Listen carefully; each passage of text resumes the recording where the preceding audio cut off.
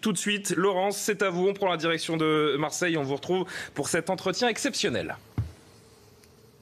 Bonjour Julien, bonjour à tous. Bonjour professeur Raoult. Bonjour. Merci de me recevoir pour CNews en direct depuis l'IHU de Marseille. C'est le plus grand centre français consacré aux maladies infectieuses. Alors, nous sommes le 19 août 2020. L'épidémie de Covid a démarré il y a 8 mois à peu près dans notre pays et a tué près de 30 400 de nos concitoyens.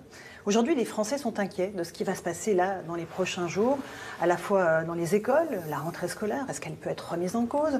Dans leur vie, le masque sera obligatoire dans les entreprises, dans certaines rues aussi. Et il y a chez certains un sentiment d'inquiétude, de défiance même, vis-à-vis à la fois du corps médical et du gouvernement. Alors vous êtes un chercheur, un microbiologiste. On va prendre le temps de chercher des explications parce que je crois que vous voulez dédramatiser la situation. Aujourd'hui, est-ce que l'épidémie repart? Il y a un certain nombre de chiffres, d'indicateurs, celui de la DGS, Direction Générale de la Santé, plus 2000 nouveaux cas en 24 heures. Est-ce qu'on assiste, selon vous, professeur Raoult, à une reprise de l'épidémie ou pas? Pas, pour l'instant, ça n'a pas cette forme-là. Si vous voulez, encore une fois, et pour la énième fois, parce que je répète ça à chaque fois que je m'exprime, l'avenir d'une maladie nouvelle est imprévisible.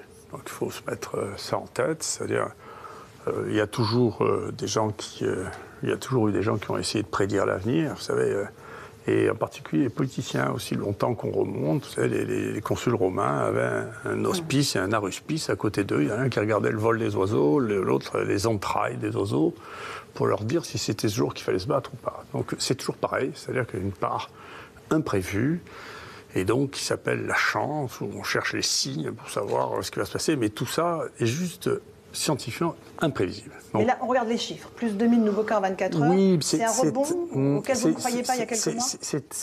C'est très difficile à interpréter, parce qu'il y a plusieurs... Ce que l'on peut faire, c'est de comparer par rapport aux maladies qui existent, en particulier les maladies qui sont transmises par voie respiratoire. La plupart des coronavirus se présentent, nous on a fait un travail là, qui est publié, il y a 4 coronavirus qui circulent maintenant de manière endémique, qui sont apparus à un moment, qui maintenant circulent de manière endémique, c'est-à-dire tout le temps, qui ont une activité saisonnière importante. Sur l'ensemble de la planète. Hein. Sur l'ensemble de la planète. Un pic saisonnier important et un fond de circulation, si vous voulez, toute l'année, avec des pics saisonniers, sans qu'on ait jamais compris pourquoi il y avait des pics saisonniers, qui est un mystère total de l'épidémiologie. Il est possible que ça prenne cette allure-là. C'est très difficile, si vous voulez, de comparer ce que nous on appelle l'incidence à la fréquence d'une maladie quand on change les outils de mesure. C'est-à-dire que quand on a commencé, la France, on le sait, il y avait un retard considérable à la mise en place des tests. Donc on sous-estimait la fréquence et on surestimait la gravité, puisqu'on testait que les gens qui ne pouvaient plus respirer dans certaines zones, pas ici. Ici, on a des données qui sont plus fiables parce qu'on a tout de suite testé beaucoup. Et d'ailleurs, au début, on se faisait faire les gros yeux parce qu'on ne testait pas assez. Et maintenant, on nous dit il faut que vous testiez encore plus. Je ne sais pas, à la fin, on va quand même avoir une limite à ce qu'on est capable de tester. Il y a eu des centaines, il y a encore ce matin des centaines de personnes devant l'IHU de Marseille pour se faire tester. Oui, mais ça on a toujours eu ça. On a depuis le début, on a eu beaucoup.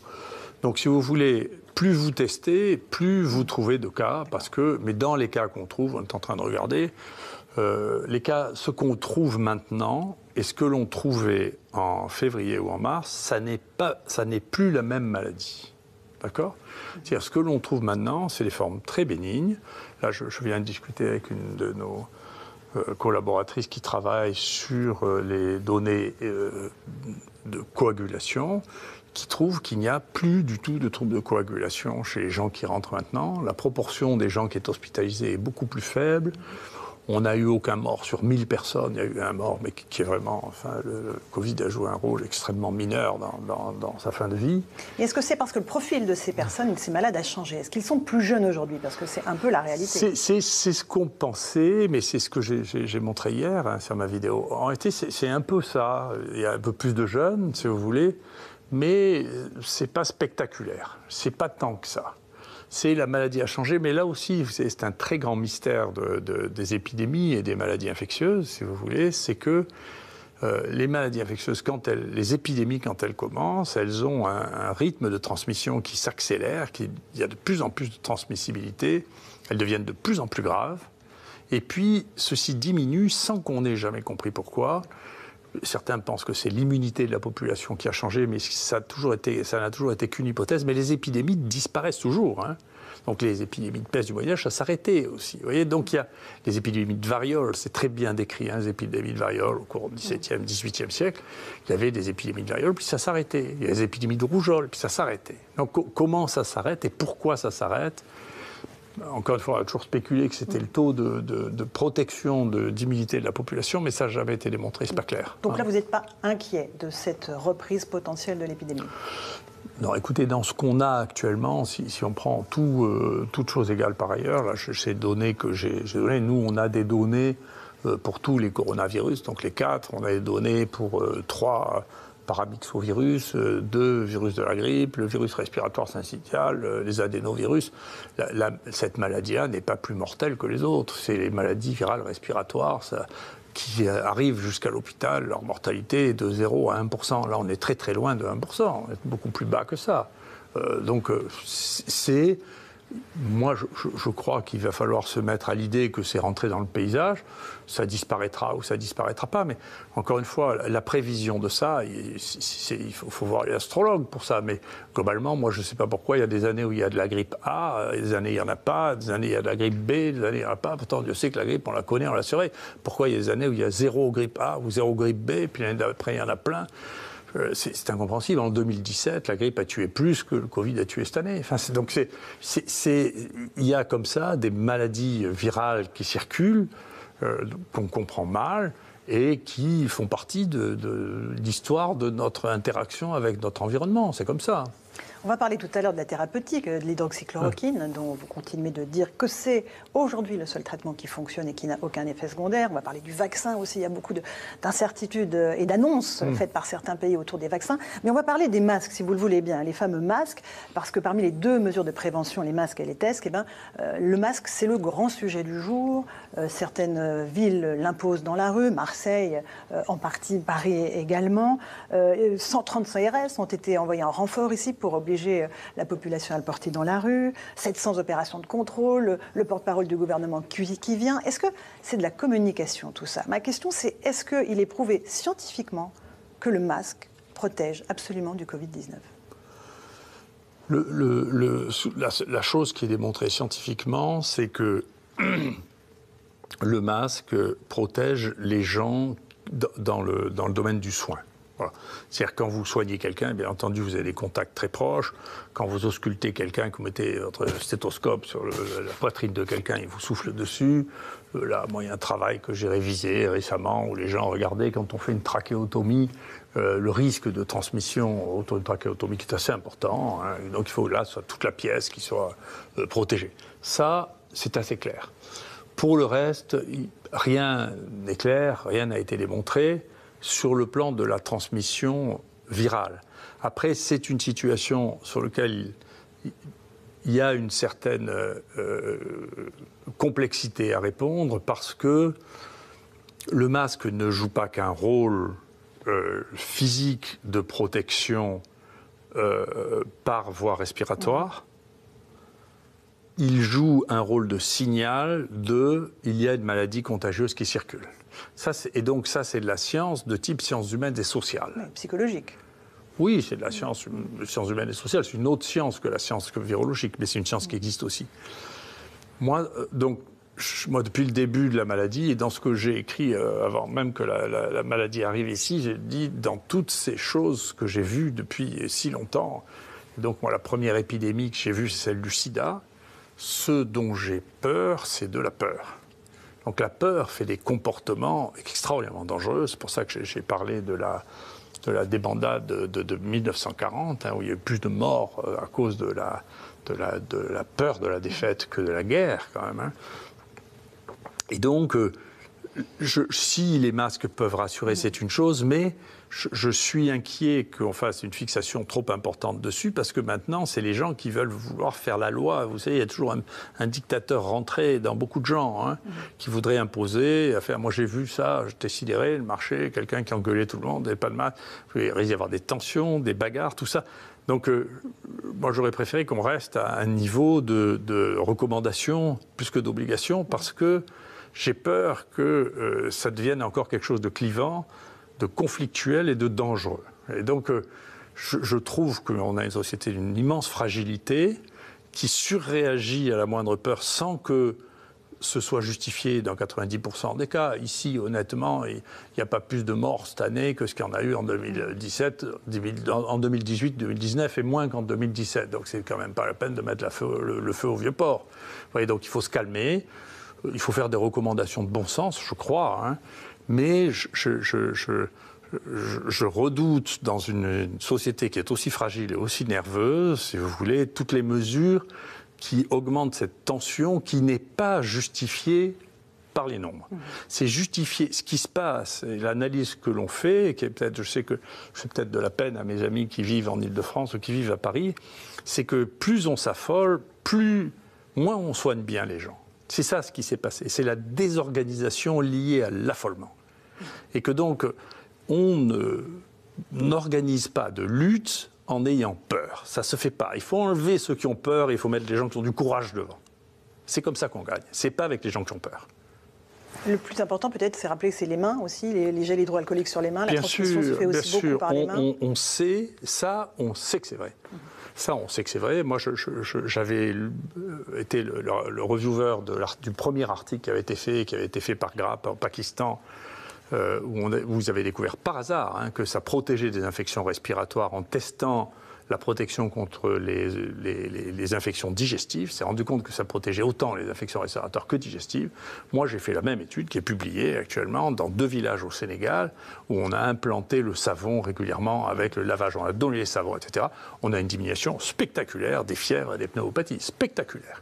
Donc, le lavage des mains, le passage de l'eau alcoolisée. Et là, j'avais communiqué avec le ministre pour lui dire, et ça a été suivi d'effets immédiats. On n'arrivait pas à trouver, là aussi, une complexité. L'OMS avait recommandé une formation hydroalcoolique dans laquelle il fallait qu'il y ait la glycine, de l'eau oxygénée, et puis je ne sais pas quoi.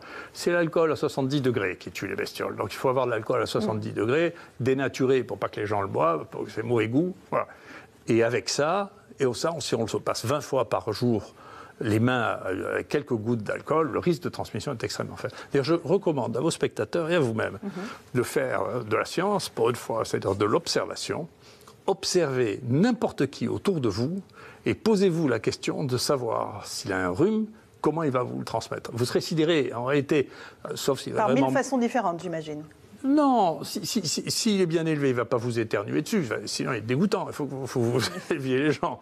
Mais il va mettre ça dans un mouchoir, ou il va essuyer son nez avec le truc, il va mettre la main devant la bouche, et puis ensuite il va toucher des choses que vous-même... Et vous allez, si vous l'observez pendant une demi-heure, vous allez comprendre qu'en réalité, ce n'est pas possible que ça passe par voie respiratoire. Ça passe par les mains. C'est par les mains ou éventuellement par les vêtements, si les gens s'essuient sur la manche, qui n'est encore pas très coquet. Mais c'est par les mains que ça passe. Si on observe, si on accepte de sortir d'une fausse science qui a 50 ans, on a montré des grosses images de gens qui ils éternuent, c'est pas vrai. Voilà, c'est pas comme ça que ça se passe par les mains. Et il suffit d'une demi-heure d'observation à chacun d'entre nous pour voir qu'il n'est pas possible que ça passe par autre chose que par les mains et ensuite sur les objets inanimés.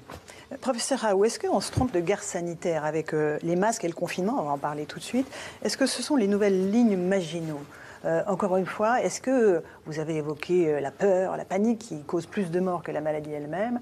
Est-ce qu'on vous évoquez une dictature hygiéniste? Si vous voulez, c'est pas le contrôle des comportements fait partie de l'organisation sociale aussi primitive que ce qu'on la connaît. C'est comme ça. Donc il faut relire Lévi-Strauss. Toutes les sociétés ont une organisation sociale avec des règles. Parmi ces règles, les règles hygiéno-diététiques, c'est la Bible, font partie de qu'est-ce qu'on mange pas. On sait très bien pourquoi il ne fallait pas manger de porc. C'est parce que le porc mal cuit donne des maladies dont on reconnaît tout de suite le lien de causalité avec le porc. Donc c'est un animal dangereux à manger cru en particulier. Pourquoi il faut manger cuit et pas cru, quels sont les aliments défendus parce qu'ils sont possiblement empoisonnés ou parce qu'ils sont... Et donc tout ça, tout le code alimentaire, le code de la pureté, vous voyez, dans l'islam, eh bien, il faut faire 5 fois les ablutions par jour pour être propre, vous voyez. Tout ce code de l'hygiène, bien sûr, fait partie de la vie sociale, et en particulier pour éviter les intoxications et pour éviter les maladies infectieuses. Donc, ça fait partie de la vie qui est... qu'on enseigne aux petits et qu'on enseigne aux enfants, et qui fait partie de notre société. C'est différent d'une société à l'autre, mais ces mesures d'hygiène... Alors, elles ont été intégrées dans un corpus religieux jusqu'aux époques religieuses, c'est-à-dire pour l'Occident jusqu'au XIXe siècle. Maintenant, ça a disparu du corpus religieux. Et donc, quand il n'y a plus de religion, le besoin de l'hygiène, c'est d'autres qui s'en emparent, dont l'État qui se substitue. Et maintenant, c'est l'État qui fait le pape, vous voyez. Mais est-ce qu'on a franchi un cap, là, avec cette épidémie de Covid-19, justement dans cette guerre sanitaire, ces règles qu'on impose aux gens au nom de l'hygiène et du... Je ne sais pas. Je redoute chez les hygiénistes, je redoute le goût du pouvoir de contrôler les autres. C'est un pouvoir, si vous voulez. Je redoute ça. Ceux que je connais ont un fond dictatorial assez prononcé. Donc je redoute ça. Voilà, je redoute ça. Et on voit émerger ça, c'est pas très joli. On voit émerger ça, là, quand je vous dis, sur les masques, on voit des gens dont on voit que la nature, c'est d'essayer d'imposer les gens. Je ne veux pas imaginer ce qu'ils faisaient pendant la guerre, vous voyez, d'aller courir de l'un à l'autre, vous n'avez pas mis le masque. Effectivement, c'est vous qui me disiez ça, on a arrêté un train parce que quelqu'un n'avait pas mis le TGV son Paris-Nice masque a été dedans. arrêté parce qu'un passager n'avait pas le masque. Ouais. Et donc, si vous voulez, ça réveille des choses que je n'aime pas. Les masques, on vient d'en parler. Le confinement. Quid du confinement? Est-ce qu'il a fait la preuve de son efficacité, selon vous? Alors, il y a deux choses. À titre individuel, non, on a montré l'inverse. Voilà, à titre individuel, il y a 2 énormes études qui ont été faites, une en Espagne, une en Italie, qui sont bien faites, moi, j'ai voulu la faire, mais malheureusement, c'était une chasse gardée de l'INSERM, donc je n'ai pas pu la faire, pour comparer les gens qui étaient... Mais j'ai des données quand même.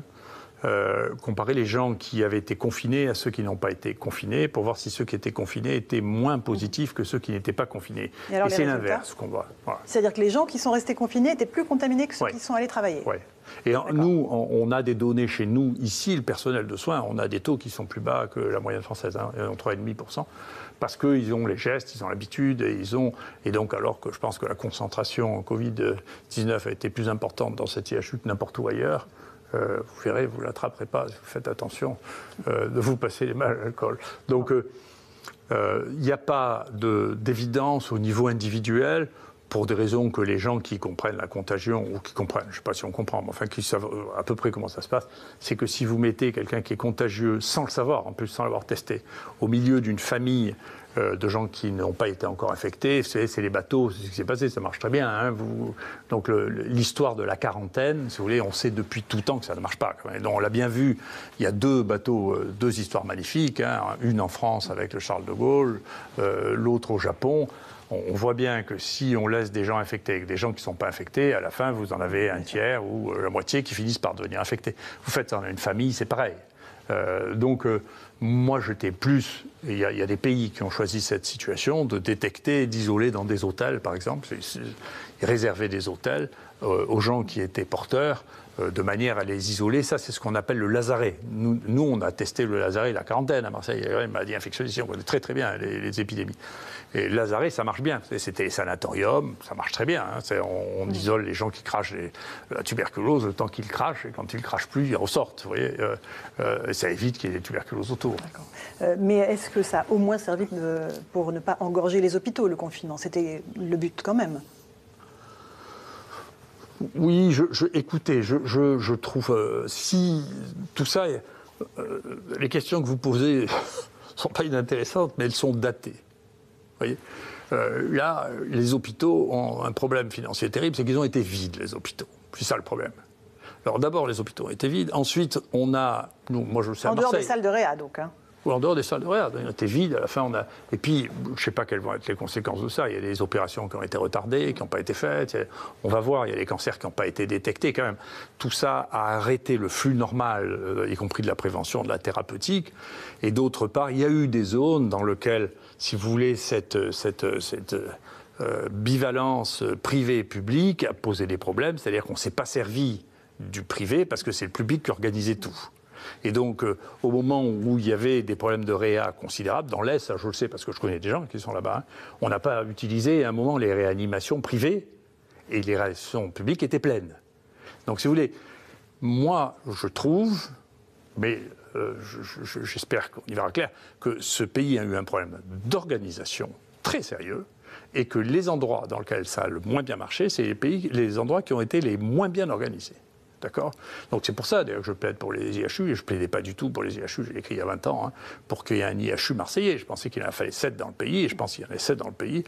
Globalement, les choses auraient été gérées de manière différente, mais il faut bien qu'il y ait un moment une organisation et un endroit où on sait qu'on peut aller, où on sait qu'on peut gérer les choses, où on sait qu'on peut les compter, on sait qu'on peut faire les statistiques, on sait qu'on peut les voir, si vous voulez. C'est pas en multipliant les centres avec 2 petits centres de référence, c'est complètement dépassé.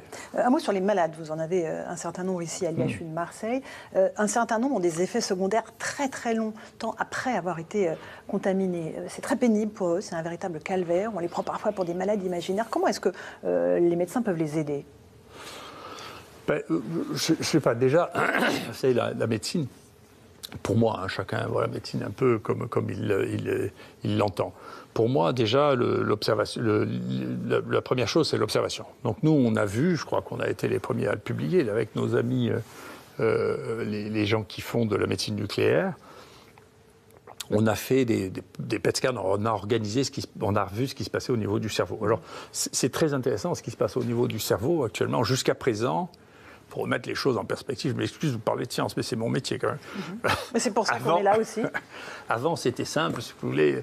Le monde médical avait été organisé, pour ce qui concerne le cerveau, entre ce qui était organique, c'est-à-dire des choses qu'on voyait à l'autopsie, si vous voulez, pour simplifier les choses, et ce qui était psychiatrique, c'est-à-dire qu'on ne voyait pas à l'autopsie. D'accord ? Ça, c'était les fadas, les fous. Ici, on est fadas.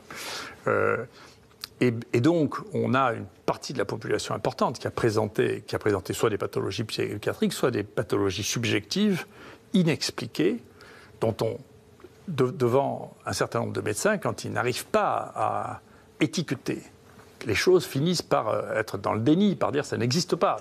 Mais il y a un malade qui consulte 5 médecins de suite, il est malade. On ne peut pas lui dire qu'il n'est pas malade. Il devient fou si on dit qu'il n'est pas malade. S'il vous consulte, c'est qu'il est malade. C'est lui qui définit s'il est malade, ce n'est pas vous. Mais ce n'est pas parce que vous ne comprenez pas ce qu'il a qu'il n'est pas malade. C'est que vous êtes ignorant de ce qu'il a. Alors, on a mis ça en place et on a essayé de comprendre grâce à de nouveaux outils. C'est parce qu'on a d'autres modes d'observation. Et maintenant, l'observation, le cerveau, c'est très difficile. C'est un crâne, on ne comprend rien à ce qui se passe dedans. On voit que les lésions, alors jusqu'à présent, même le scanner, on voyait les lésions qu'on avait vues à l'anatomie avant, aux autopsies. Tandis que maintenant, on peut voir comment il fonctionne. C'est-à-dire, on peut voir son métabolisme. Les endroits qui marchent bien, les endroits qui ne marchent pas bien. D'accord ? Et on voit ce que le Covid fait sur le cerveau. Et on voit ce que le Covid fait sur les cerveaux. Et ce qu'il fait sur les cerveaux, là aussi, c'était on a compris grâce à l'observation clinique. C'est-à-dire que nous, on s'est rendu compte à partir des 2 premiers malades qu'on a eus, parce qu'on cherchait ça pour les infections respiratoires, qu'ils ne sentaient plus les odeurs, ils ne sentaient plus les goûts. Donc, ça s'appelle l'anosmie et la gueusie, qui est le meilleur signe de tout. Donc, il faut que les gens sachent ça. Le signe, dans 2/3 des cas, les gens présentent ça comme signe du Covid, ce qui est spécifique, plus que la fièvre, plus que la toux, c'est ça qui est spécifique. C'est plutôt un bon signe. C'est-à-dire, on a l'impression qu'il y a un peu 2 formes, une forme haute et une forme basse, et que c'est la forme basse qui est dangereuse. Cette forme haute, avec on ne sent plus les odeurs pendant quelques temps. Alors, il y a des gens chez qui ça dure. Et donc, quand on regarde maintenant le fonctionnement du cerveau, on voit des zones qu'on appelle hypométabolique, c'est-à-dire le cerveau est éteint à cet endroit-là. Et on voit ça relativement fréquent juste, si vous voulez, sur le lobe olfactif, c'est-à-dire l'endroit du cerveau qui est juste derrière le nez et qui gère la perception des odeurs. Et de temps en temps, ça s'étend au-delà de ça, et ça peut aller jusqu'au tronc cérébral, et là, il peut y avoir des manifestations. Alors, ça passe par une autre zone qui s'appelle la zone limbique, qui peut expliquer des troubles de la concentration, des difficultés à refonctionner, et puis ça peut aller encore plus en arrière, sur le tronc cérébral, et donner des douleurs, si vous voulez, que maintenant, qu'on n'arrivait pas à étiqueter il y a encore 5 ans, qu'on arrive à étiqueter avec des outils nouveaux, de la technologie nouvelle, qui nous permet de voir l'activité métabolique. On envoie du sucre, le cerveau est très avide de sucre, du sucre marqué, et donc les endroits dans lesquels il n'y a pas de sucre marqué, c'est que le cerveau ne marche plus, vous voyez. Et donc on le voit maintenant. Comment on peut soulager ces douleurs ? Il y a des traitements qui fonctionnent pour ces malades ? Pour l'instant, on en est encore une fois au stade de l'observation, de comprendre. D'abord, on va essayer de comprendre en fonction du traitement qu'ils ont reçu, s'ils ont plus ou moins si on peut prévenir plus ou moins ces douleurs. Mais surtout, si vous voulez, quand on a une cible, c'est-à-dire quand on peut voir les modifications, ça y est, on peut avoir des médicaments. C'est-à-dire on peut visualiser l'effet. Tant qu'on n'avait pas de visualisation, on n'avait que des effets subjectifs qui sont... C'est extraordinairement difficile à évaluer, des effets subjectifs, d'autant qu'il y a des effets... Nous sommes suggestionnables. C'est-à-dire que moi, je peux vous rendre malade et je peux vous faire du bien, avec rien. D'accord ? Tout le monde sait ça. C'est pour ça qu'il y a des guérisseurs, c'est pour ça qu'il y a des... Donc, chez nous, on appelle ça l'effet placebo ou l'effet nocebo. Et on sait très bien, moi, je sais très bien faire les ponctions lombaires et vous n'aurez pas mal. Et j'ai des collègues qui arrivent qui ont tellement peur eux-mêmes de faire la ponction lombaire que vous aurez mal pendant une semaine. Tout le monde sait ça. C'est l'effet nocebo, maintenant, on en connaît tous les circuits cérébraux, on sait par où ça passe, comment on peut le corriger. L'effet placebo aussi. L'effet placebo, c'est un effet qui est proche comme localisation des benzodiazépines, et donc des médicaments anxiolytiques, etc. Ça se localise au même moment, c'est au même endroit. Donc vous avez toutes ces choses qui apparaissaient magiques, qui ont été dans le déni du scientisme. Vous savez, on a vécu une époque un peu bête avec le scientisme, qui a fini par nier tout ce qu'il ne comprenait pas, ce qui est une bêtise. C'est une attitude profondément anti-scientifique. D'accord. Un mot des tests de dépistage. On a beaucoup plus de tests de dépistage aujourd'hui en France, mais est-ce qu'ils sont fiables ? Est-ce que la fiabilité scientifique de ces tests est imparable ? Vous savez, en médecine, c'est rare que les choses soient oui-non. Donc, c'est mieux de faire des tests que de ne pas faire de tests. Mais je vais vous donner un exemple qui est... moi qui est le premier sur lequel j'ai été amené à réfléchir, encore une fois, qui était le sida. Quand les tests sur le sida sont sortis, les tests qui étaient magnifiques, et qui avaient une spécificité, c'est-à-dire qui étaient vrais dans 99% des cas. C'est énorme. Il n'y a rien que l'erreur humaine fait au moins 1%. Vous pouvez vous tromper de tube, vous pouvez vous tromper d'un tas d'erreurs. Et donc 99%, et donc quand moi je m'envoyais en consultation, les patients qui avaient été détectés au centre de transfusion sanguine comme étant positifs, et donc ils trouvaient 1% de positifs. Et à l'époque, la prévalence, le nombre de cas vraiment positifs, c'était de 1 pour 1000. D'accord ? Donc, bien qu'ils aient une sérologie qui était parfaite, alors après elle s'est améliorée parce qu'il y a le Western blot et là, 9 sur 10 des positifs qui m'envoyaient étaient des faux positifs. Et c'est la même chose pour le Covid ? Non, pour le Covid, on a 20% de faux positifs. On a 1 sur 5 qui est un faux positif. Ouais. C'est quand même assez important. Comme chez Ça veut dire qu'il faut les vérifier. Voilà, il faut le vérifier. En particulier parce que nous, on sait que même si la machine vous répond que c'est positif, de temps en temps, c'est pas possible que ce soit positif. Vous voyez, c'est-à-dire à partir d'une certaine dilution, la machine vous répond toutes les dilutions. Nous, on a mesuré ça très précisément. On part avec des morceaux d'acide nucléique, d'autre part en quantifiant les virus. On sait qu'au-delà d'une certaine dilution, c'est pas vrai. Parce que les acides nucléiques, c'est volatile, c'est extrêmement difficile de s'en débarrasser. Vous savez, on a des collègues qui manipulent un virus à la faculté de médecine. Ils se sont rendus compte qu'ils avaient des faux positifs ici, alors qu'ils n'ont jamais manipulé les virus, parce que ça se colle sur les cheveux, les vêtements. Donc, c'est bien pire que les virus. Les acides nucléiques, c'est des molécules qui sont mais dans on est l'air. au niveau quand même maintenant au niveau des tests. Pardon ? La France est au niveau maintenant au niveau des tests. En termes de nombre, oui, je crois. Okay. Ouais. Après, j'ai l'impression que beaucoup de gens ont des problèmes, parce que nous, on en reçoit de plus en plus. Parce que les gens n'arrivent plus à assumer, parce que du coup, je pense là aussi, je pense qu'il faut un peu rassurer la population, parce que les gens voudraient se faire, on ne va pas pouvoir tester 65 millions de gens une fois par semaine, ça, on ne peut pas le faire. Donc, il faut se calmer, Donc il faut revenir, c'est pas pire que la grippe. Il ne faut pas s'affoler. Si on n'a pas de signe, il ne va rien vous arriver. Les jeunes, je ne sais pas ce qu'il faut faire pour tuer les jeunes, mais enfin, il faut faire vraiment un truc exceptionnel. Donc, il faut se calmer, il ne faut pas se disputer parce qu'il y en a un qui n'a pas de masque, il ne faut pas commencer à se battre parce que on va bientôt avoir des meurtres. Parce que les gens n'ont pas bien, il faut se calmer. Faut se calmer. C'est une maladie virale comme une autre actuellement. En plus, encore une fois, qu'est-ce que vous voulez de plus? Nous, les 1000 derniers cas, aujourd'hui, on a encore un peu plus qu'hier, donc on a 1100, donc 1000 premiers cas. Écoutez, il n'y a pas un mort inattendu là-dedans, quoi. Et nous, encore une fois, à Marseille, il n'y a pas plus de morts cette année que là. Donc si on fait les choses correctement, il n'y a pas de drame, il ne se passe pas, c'est quelque chose de nouveau, c'est quelque chose de nouveau, et quelque chose d'ancien qui disparaîtra, ça va. Les traitements, on va évidemment parler de l'hydroxychloroquine. La foire aux essais internationaux, et je dis le mot foire à Essian, n'a pas permis d'avoir une reconnaissance officielle, pour l'instant, de l'efficacité de l'hydroxychloroquine, dont vous préconisez évidemment l'utilisation en association avec l'azithromycine. Je rappelle d'ailleurs que l'hydroxychloroquine et ce traitement, hors essai clinique, est interdit dans notre pays depuis le 27 mai. Est-ce que, encore une fois, vous avez tenté de parler aux autorités de la santé pour inverser cette interdiction et la faire lever? Et est-ce que vous maintenez que ce traitement est le seul qui fonctionne aujourd'hui? Si vous voulez, moi, après, si vous voulez, une des positions qui est très différente de ce que peuvent avoir. Je comprends bien que vous ne puissiez pas avoir la même perception des choses. Moi, je perçois les choses en direct. Est-ce que vous les percevez que de manière indirecte? Donc, vous dites, et d'ailleurs on apprend ça dans l'école de journalisme, vous savez que je les connais, on apprenait ça en disant, écoutez, il faut que vous ayez quelqu'un qui est d'un côté, quelqu'un qui est de l'autre, et comme ça vous faites une évolution impartiale. Mais moi, ce n'est pas mon problème. Mon problème, c'est que nous, on en a traité maintenant plus de 4000 malades avec ça. On a une mortalité qui est de 0,45%, si vous voulez.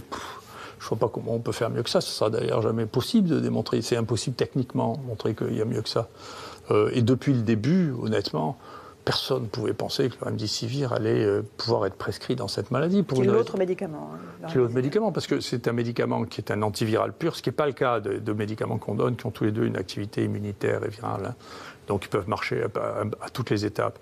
Mais le remdesivir peut marcher que sur la période virémique, qui est celle où les malades ne sont pas graves. Et c'est un médicament qu'on donne par perfusion. Et c'est un médicament qui donne des insuffisances rénales. Donc vous n'allez pas donner ça à des gens avec des taux de mortalité aussi bas, à 1 pour 1000. Là, vous n'allez pas leur donner un truc qui donne des insuffisances rénales dans 10% des cas et par perfusion. Enfin, c'est pas possible. On leur donne des comprimés, ils rentrent à la maison. Donc, c'est pas possible. Il n'y avait pas d'alternative en réalité. Donc c'est ça ou rien. Maintenant, si vous voulez, il y a une espèce de folie qui je pense que ça marquera beaucoup les épistémologistes, hein, c'est les gens qui font l'analyse des sciences. Ce qui s'est passé autour de l'hydroxychloroquine est unique. Enfin, unique. Non, il y a eu le même scandale avec le Lancet, avec le choléra au 19e siècle, Snow. Donc, ce pauvre Snow qui avait découvert comment le choléra était transmis à Londres a failli être crucifié.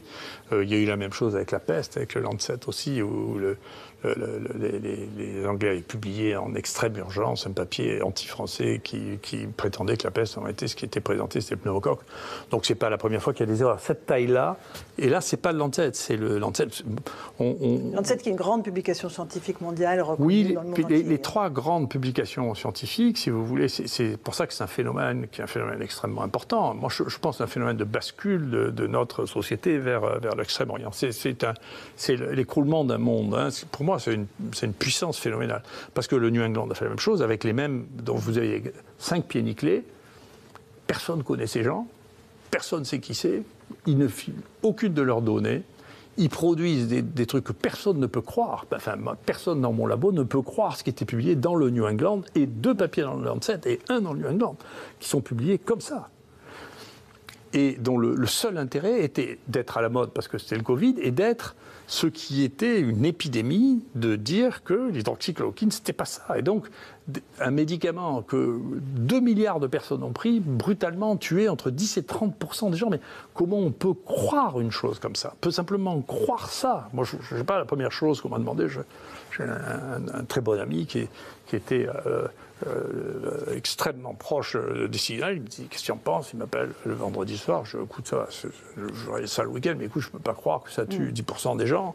Donc vous maintenez qu'il n'y a pas d'effet secondaire grave avec la prise de chloroquine? Mais non, il n'y en a pas. Pas de problème cardiaque, tous les médecins Non.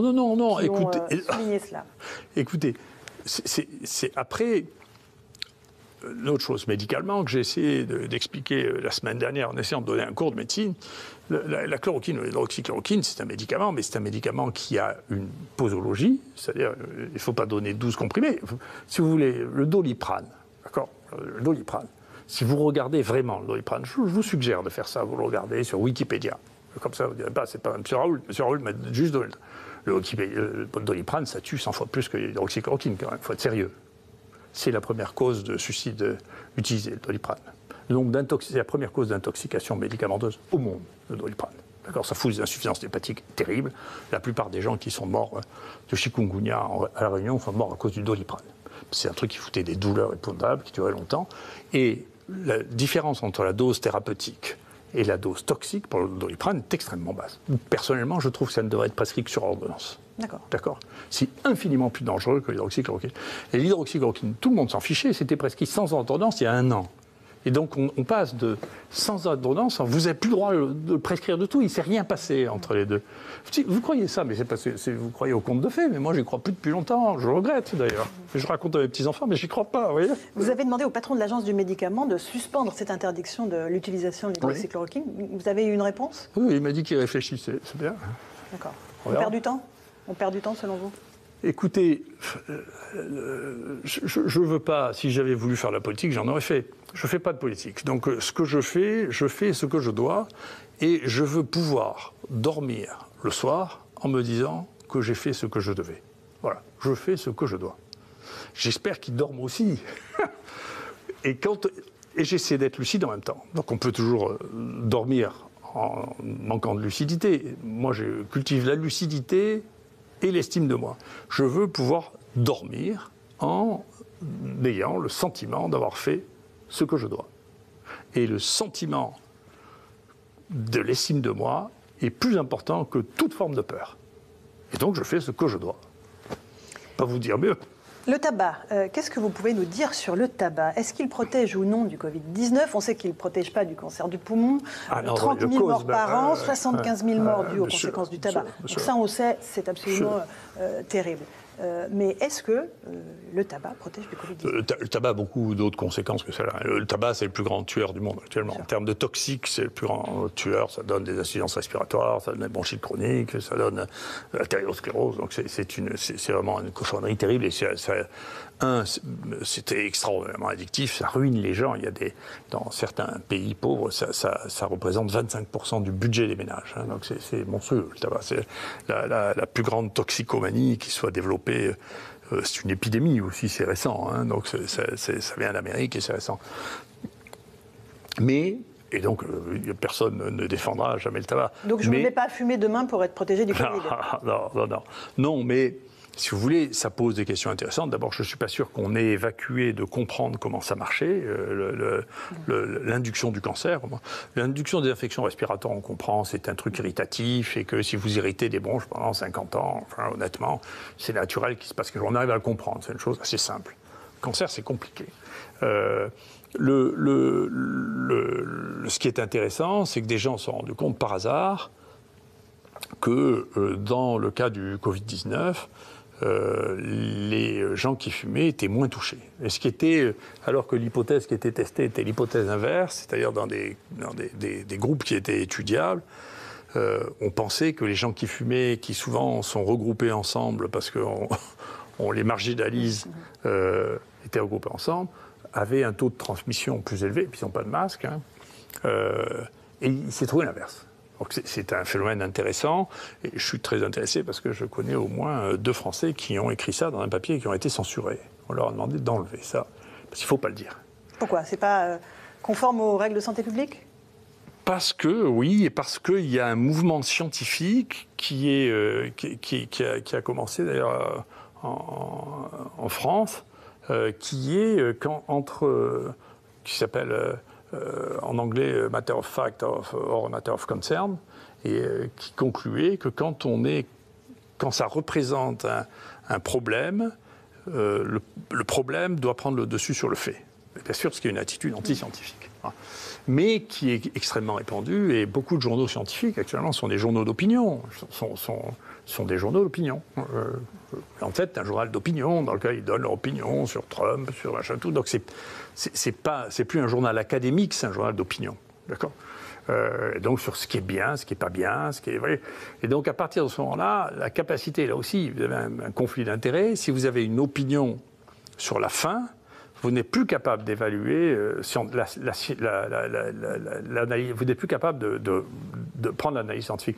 Et c'est dommage parce que, du coup, basé sur ces éléments, nous, on avait travaillé sur le tabac, on avait travaillé sur les virus du tabac. Le premier virus étudié dans l'histoire de la virologie moderne, c'est le virus de la mosaïque du tabac. Hein. C'est un virus très résistant et qui a des quantités colossales dans le tabac. Donc on avait fait un travail là-dessus en regardant si quand les gens fumaient, eh bien, on retrouvait le virus dans leur bouche. La réponse c'est oui. On retrouve dans le tube digestif aussi, oui. Et c'est des virus qui se comportent, les virus ARN aussi, qui sont susceptibles, qui ressemblent aux virus qui manipulent les génomes. Et donc on se posait la question de savoir est-ce que ça a joué un rôle, en particulier dans le cancer, est-ce que c'était le virus, est-ce que le virus jouait un rôle dans la transformation cellulaire.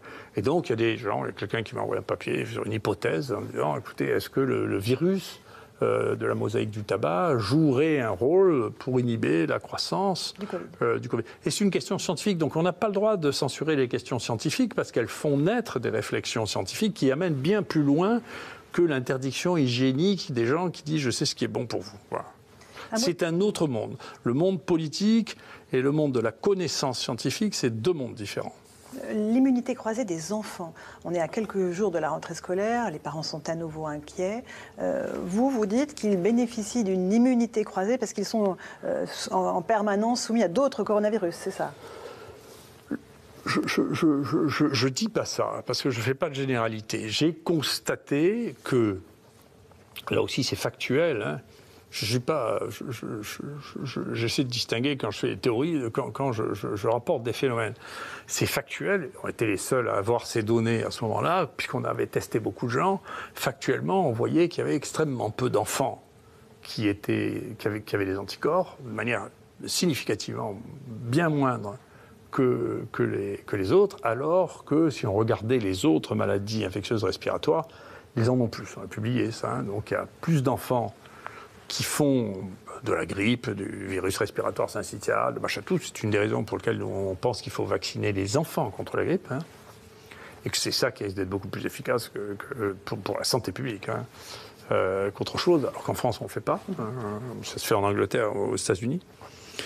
Puis il y a des enfants qui meurent de grippe, hein, tandis que les enfants qui meurent de Covid, il n'y en a pas pour l'instant. Donc on pourrait... Il y a eu 2 cas en France. Oui, il faut... Un petit enfant de 10 ans et une fille. Ouais. Donc... il y a vraiment un élément là qui est distinct de ce qu'on a d'habitude. Et puis il y a une jeune femme chez nous qui a fait une enquête dans les familles, si vous voulez, pour analyser dans les familles qui étaient au milieu d'une fête quel était le taux d'attaque, c'est-à-dire le nombre de gens positifs, symptomatiques ou non, porteurs ou non, entre les adultes et les enfants, et qui a montré qu'il y a une différence significative entre les enfants et les adultes. Donc les enfants sont moins sensibles. Nous avons posé l'hypothèse, il y a plusieurs personnes qui ont repris cette hypothèse et qui trouvent que c'est vrai, que parmi les coronavirus qui circulent, il y en a 2 qui sont relativement proches de celui-là, qui circulent à un niveau très important, qui donnent comme ce virus des porteurs asymptomatiques, qu'il est bien possible que ce soit ça qui les protège, d'autant que quand on regarde avec des sérologies un peu plus techniquement révélatrices, on voit qu'il existe des anticorps contre le Covid-19 avant que le Covid-19 apparaisse. Donc on voit bien que c'est d'autres choses qui ont produit ça. Donc maintenant, est-ce que ça va être vrai? C'est-à-dire la durée de cette protection des anticorps croisés ou de l'immunité croisée, on ne la connaît pas. Est-ce que ça va être vrai l'année prochaine? J'en sais rien, parce que cette année, on a bien étudié ça. On a eu les 4 coronavirus avant d'avoir le 5e. Et donc, il est bien possible que les 4 épidémies de coronavirus habituelles qui ont circulé et protégés contre le 5e. Et on ne sait pas ce qui va se passer l'année d'après. Vous voyez, donc, il ne faut pas faire une généralité d'une observation ponctuelle. Ce que l'on sait, c'est que les enfants, en 2020, pendant les 6 premiers mois de 2020, étaient relativement protégés contre le Covid-19. Vous évoquiez le vaccin.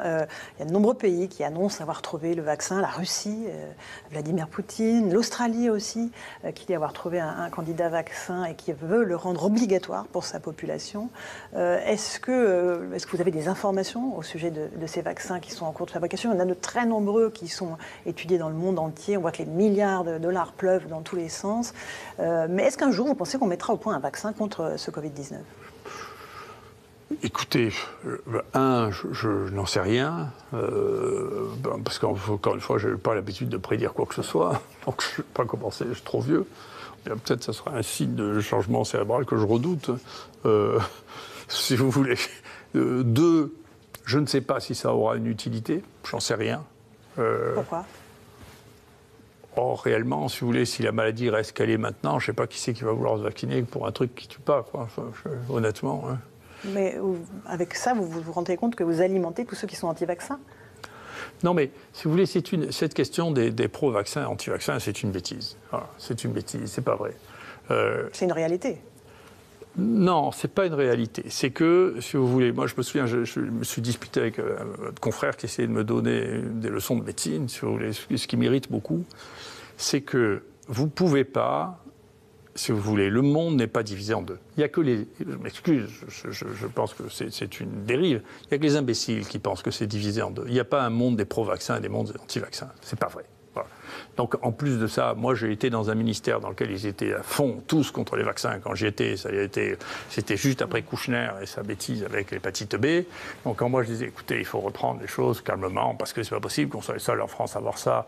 Tout le cabinet du ministre disait, on ne peut plus demander son truc, il fait partie du lobby pharmaceutique, les vaccinales, rien que moi, si vous voulez. Après, quand vous dites, écoutez, on est en train de faire des bêtises avec le vaccin pour la poliomyélite, parce que ça fait 2 ans qu'il y a plus de poliomyélite vaccinale que de poliomyélite naturelle, on dit il est anti-vaccin. Non, je suis un scientifique.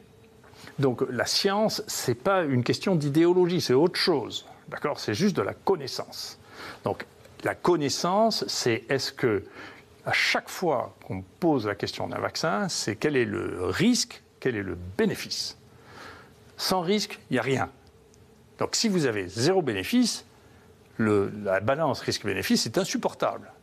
Si vous avez des grands bénéfices, vous pouvez supporter les risques qui soient raisonnables. D'accord ? Donc, tout ça, moi, je me refuse de rentrer dans des idéologies pour enfants. Je ne le fais pas. Voilà. Et donc, j'interdis à qui que ce soit de me dire que je suis un pro ou un anti-vaccin. Enfin, c'est des trucs d'imbéciles. La vie n'est pas comme ça. C'est comme dire on est pour ou contre le vin, puis on ne peut pas être pour et contre le vin. Moi, je suis contre le fait que les gens boivent 10 de vin par jour, parce que vraiment, c'est pas bon pour eux, ça on est sûr. Si les gens boivent un verre de vin par jour, on ne va pas les empoisonner, les empêcher de vivre. Enfin. Mais il y a des gens qui attendent le vaccin de façon extrêmement urgente. L'économie est à terre. On sait que voilà, la vaccination est un des espoirs. Non, mais que vous ayez espoir de vaccin, moi je ne veux pas vous enlever les espoirs. Il y a des gens qui ont toute nature d'espoir. C'est possible. Ma pratique à moi, c'est essayons d'être un peu pragmatiques. On s'occupe des gens, on les détecte, on les traite, d'accord ? Je me méfie terriblement Vous savez, la FDA a écrit... L'Agence du médicament américaine. Nous ne validerons un vaccin que s'il n'y a pas de traitement qui marche. D'accord ? Donc, ce qui explique quand même en partie aussi la guerre contre l'hydroxychloroquine, parce qu'il faudra bien qu'il y en a quelques-uns, il y a quelques malins là, qui commencent à faire l'investigation. Comment expliquer cette guerre complètement folle, complètement délirante contre l'hydroxychloroquine ? Comment est-ce qu'on peut même défendre l'idée qu'un médicament qui a été pris par 2 milliards de personnes est devenu, en 2020, toxique ? Comment on peut défendre simplement cette idée ? Comment ça a pu être défendu dans les plus grands journaux médicaux du monde ? Comment c'est possible ? Est-ce que tout le monde vous savez, c'est l'hypothèse de Bernard-Henri Lévy, c'est tout le monde est devenu fou avec ce truc ? Est-ce que ce sont des intérêts financiers tellement monstrueux ? Est-ce que c'est que nous n'avons plus de bon sens ? Est-ce que c'est que nous sommes incapable de regarder ce qui s'est passé dans le passé. Est-ce que c'est, moi je pense, une de mes théories, c'est que comme on vit dans un monde qui croit au progrès continu, on ne s'est pas rendu compte que beaucoup de choses pouvaient devenir obsolètes, mais pas les molécules chimiques. Les molécules chimiques, elles sont éternelles. Donc ce que vous avez comme capital de molécules chimiques, ça existera toujours dans 1 million d'années. Et ça existait déjà il y a 1 million d'années. Et donc, quand on a découvert une molécule chimique, c'est un modèle qui n'a rien à voir avec le modèle du brevet, du développement, de la propriété intellectuelle, parce que ça reste pour toujours. Donc, et ça, nous n'avons pas ça dans nos modèles de développement économique, nous ne savons pas le faire. Et donc, tout le recyclage, et moi ça fait 30 ans que ça dure, tout le recyclage des molécules qui ne sont plus rentables est un problème phénoménal. Sur les vaccins, encore une fois, vous n'êtes pas anti-vaccin. Vous dites même qu'on a d'abord découvert assez peu de nouveaux vaccins depuis les 20 dernières années et qu'il y en a qui sont à disposition qu'on n'utilise pas assez, varicelle, gastro-entérite. Exactement, bien sûr. Bien sûr. Attendez, moi j'estime, tout le monde n'en a pas la capacité, mais on a le droit d'être intelligent. D'accord ? Moi je ne veux pas qu'on m'oblige à être un imbécile. Je refuse. Voilà. Je refuse, donc je refuse, je ne fais partie d'aucun clan, je ne fais partie d'aucun groupe, je fais de la science, ce qui m'intéressait, la connaissance. Si la connaissance, des connaissances nouvelles m'amènent à changer d'avis, je change d'avis sans le moindre remords. Ça m'est indifférent, je sais bien que la science est fille du temps. C'est Brecht qui dit ça, c'est dans Galilée. Et bien entendu, si elle change, eh bien, je changerai d'opinion avec. Mais donc l'idée qu'on est pour ou contre les vaccins, c'est une idée pour enfants, c'est pas vrai. D'accord. Regardez, moi vous voulez que je vous donne un des exemples de vaccins les plus fous. Ça c'est vraiment bien parce que c'est vraiment le 11 septembre. Ça. Le 11 septembre, dans l'espèce de folie d'Ibris qui a pris l'Amérique pour trouver absolument toutes les raisons pour attaquer l'Irak, et d'un coup les gens ont fait circuler l'idée qu'il était vraisemblable que Saddam Hussein avait des lots de variole. D'accord. Et donc, ils ont dit, écoutez, il doit avoir des lots de variole, et donc on va vacciner tout le personnel américain contre la variole. Le vaccin contre la variole, c'est un vaccin épouvantable, c'est extraordinairement toxique. Incroyablement toxique. Ça a été abandonné parce qu'il n'y avait plus de variole. D'ailleurs, on a fait un abandon beaucoup plus intelligent que pour la poliomyélite. On a fait un abandon par encerclement, c'est-à-dire progressivement. On a arrêté pour se focaliser seulement sur les endroits où il en restait. Ils ont vacciné l'armée américaine et ils ont découvert quelque chose qu'on ne connaissait pas jusque-là, qui étaient des myocardites, des affections du cœur. Et il y a 100 soldats américains qui sont morts de la vaccination contre la variole pour une maladie qui n'existait plus. D'accord. Donc vous ne pouvez pas, à moins d'être d'un autre monde que le mien, vous ne pouvez pas être pour la vaccination contre la variole. Il faut être fou pour être pour la vaccination pour la variole. Donc vous n'êtes pas pour tous les vaccins. Il faut dire, écoutez, attends, on va réfléchir, quels sont les risques, quels sont les bénéfices attendus. Pour la grippe, en revanche, il n'y a pas de débat. Il faut se faire vacciner contre la grippe. Moi, oui, je pense que ce n'est pas le même âge. Je pense qu'il faut vacciner les enfants, parce que les enfants réagissent très bien.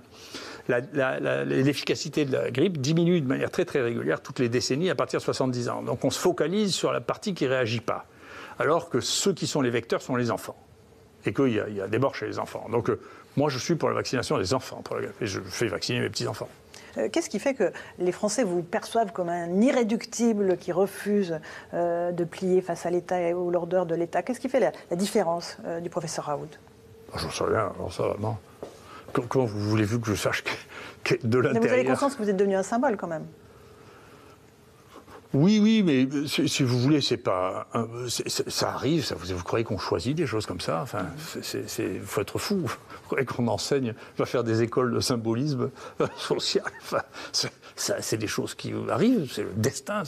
Personne décide de ça. Si? Vous croyez que les gens décident de ça? Que moi, je ne suis pas comme Sarkozy qui se rasait en pensant qu'il allait devenir président de la République. Moi, je ne me rasais pas en disant je vais passer à la télé. Je m'en fous complètement. Ça ne me porte rien, d'ailleurs, pour vous dire la vérité, à part des ennuis, ça ne me porte rien. Hein. Est-ce que vous avez des nouvelles du président Macron qui était venu visiter l'IHU de Marseille? Non, j'ai plus de nouvelles. Sur l'hydroxychloroquine, il ne vous a pas donné de signaux? Non, j'ai plus de nouvelles. Mais encore une fois, si vous voulez, chacun doit faire son métier. Moi, je suis content que, et je l'ai dit, nous avons fait ici, sous l'impulsion de la présidence de Sarkozy, une opération qui était unique, qui a été prolongée par le président Hollande, qui a été prolongée par le président Macron, qui est de créer des instituts modernes qui ont une puissance suffisante pour faire face à des situations et pour pouvoir avoir une dimension internationale. On a créé ça.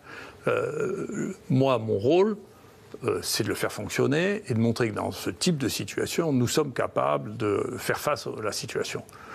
Donc ça, c'est mon rôle. Après, le rôle de l'État, c'est de transformer ce que nous avons fait en quelque chose qui est utile pour la société en général. Ce n'est pas le mien de rôle, ça, c'est le leur. La décision politique est une décision qui est aussi complexe et aussi multifactorielle que la décision médicale. C'est compliqué. Ça ne se règle pas en oui ou non. J'imagine qu'il y a de multiples paramètres qui rentrent en jeu, et je n'en connais qu'une partie, et je ne veux pas connaître ce qui se passe.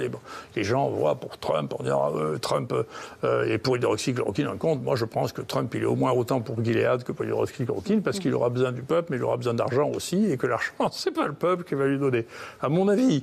Donc si vous voulez, tout ça, je vois bien que pour mon monde, les gens sont très naïfs parce qu'on simplifie les choses à l'extrême, et pour le monde politique, pour ce que j'en connais, on est très très naïf aussi parce qu'on simplifie à l'extrême.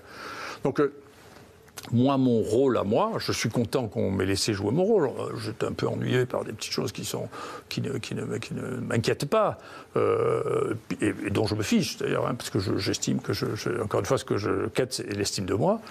J'ai pu faire tout ce que je pensais nécessaire. À la fin, je vois que je dis, au début, on me disait en faites trop de tests. Maintenant, on me demande de refaire probablement ce qui est la limite ultime de ce que nous sommes capables de faire, parce que ça finit par faire des monstruosités. Donc, les gens ont changé d'approche, ils changeront peut-être d'approche. La science, c'est le temps qui la juge, hein, vous savez. Et donc, chacun est là où il doit être. Les politiques, c'est l'histoire qui les juge. Moi, je crois que l'histoire sera impitoyable pour la dérive scientifique que nous avons. Elle sera impitoyable. Ce qui s'est passé là est vraiment sidérant. Un scandale ?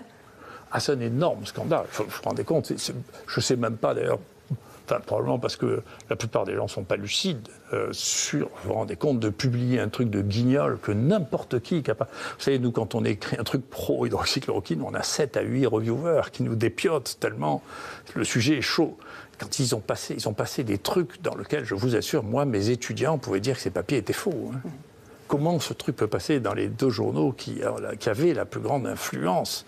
Mais c'est en même temps qu'il y a, comme vous, les médias traditionnels commençaient à être débordés complètement par les médias indépendants, les réseaux sociaux, YouTube, etc. Les journaux scientifiques, c'est pareil, ils sont en train d'être complètement débordés, et leur fiabilité va disparaître. Ce qui va faire, c'est l'audimat des articles que vous mettrez en préprint, si vous voulez, sur des sites. Maintenant, nous, à la suite de ça, on a créé notre propre site de préprint, puisque les gens faisaient de la censure même sur les sites de préprint. Donc, pour échapper à la censure ce que l'on doit penser dans une situation comme ça, enfin, vous avez vu, Facebook a censuré des articles ou des reports sur la chloroquine. Donc, on est rentré dans une espèce de conflit politique de censure, ce qui est une chose inouï pour les années, ce que je peux juger des années récentes. C'est arrivé avant. Hein. Je peux vous dire que l'évolution, ce pauvre Lamarck, quand il a voulu faire l'évolution, ils l'ont pas tué, je ne sais pas pourquoi. Enfin, Cuvier, qui était pourtant un grand scientifique, hein, l'Académie des sciences, il fallait le tuer quand même. Hein. Et donc, il a dû fermer sa gueule, on l'a interdit de parler, et puis il n'a plus parlé jusqu'à sa mort. Ouais. En tout cas, vous aussi, vous avez l'occasion de parler, et tant mieux. Merci beaucoup de nous avoir consacré du temps aujourd'hui depuis l'IHU de Marseille. Merci, professeur Raoult, pour cet entretien complet. Voilà, Julien Pasquier, c'est à vous avec vos invités pour le débrief de l'interview. Merci beaucoup Laurence. Un entretien dense, beaucoup de choses à retenir de cette interview que vous venez de mener avec le professeur Raoult.